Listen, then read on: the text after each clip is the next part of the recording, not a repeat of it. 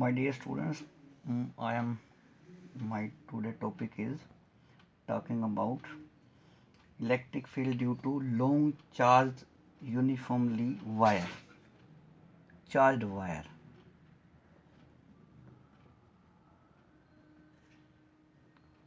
And this is applications I am talking.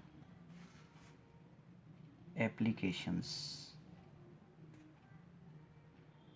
Charged wire. Applications of Gauss law or Gauss theorem. Let me tell you, ये आपके पास एक wire है और इस uniformly charge है ये. I am here writing linear charge density,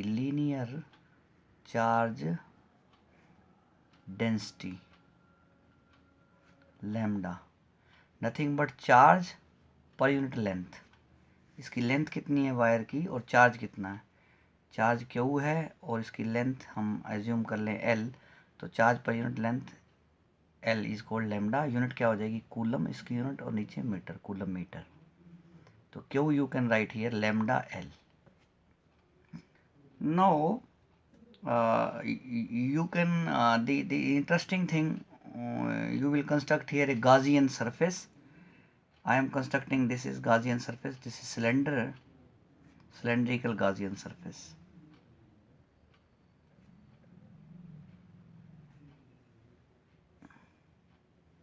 Like this. Here this is cylindrical Gaussian surface,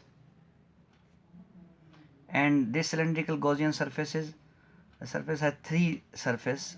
This is one surface, this is second surface, and I want to tell you this hole, this is third surface. And let me tell you its radius is r.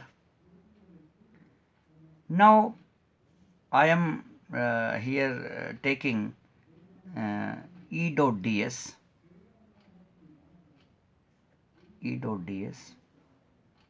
over closed surface, applying Gauss theorem, Q by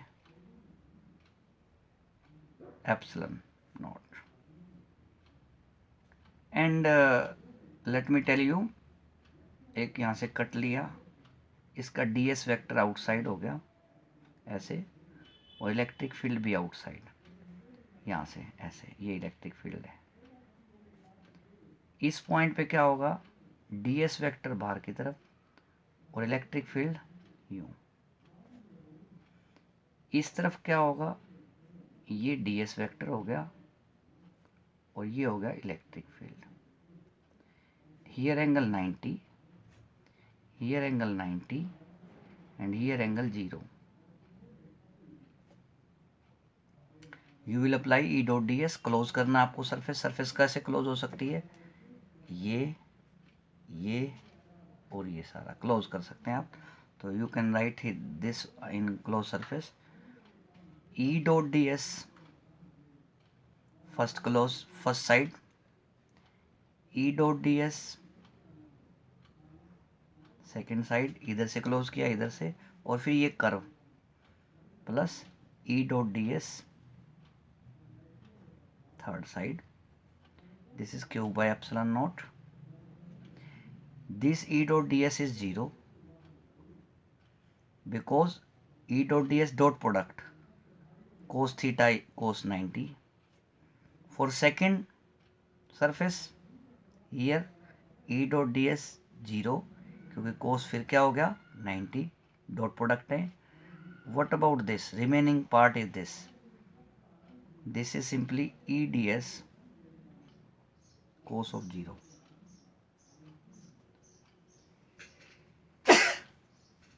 third side, third surface के लिए हो गया Q by epsilon naught. And here what you are taking, you can explain E outside and ds is equal to q by epsilon naught. This value of q is lambda L by epsilon naught, and E, what is ds, what the value of ds, ये जो आपकी curve surface है इसकी length तो हम L मान रहे हैं,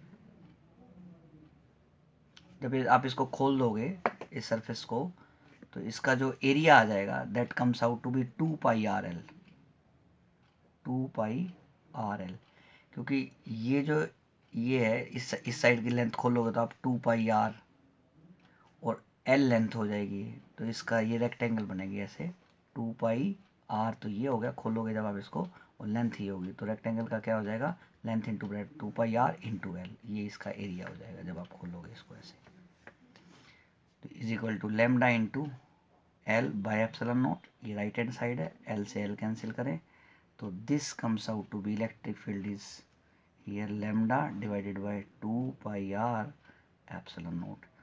This implies electric field inversely proportional to distance. This is what I am talking.